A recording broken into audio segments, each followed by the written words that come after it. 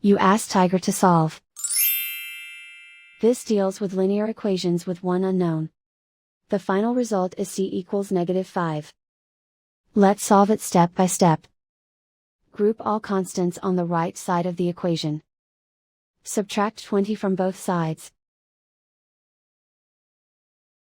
Simplify the arithmetic.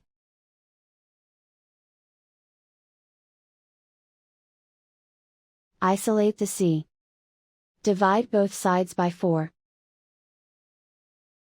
Simplify the fraction. Find the greatest common factor of the numerator and denominator.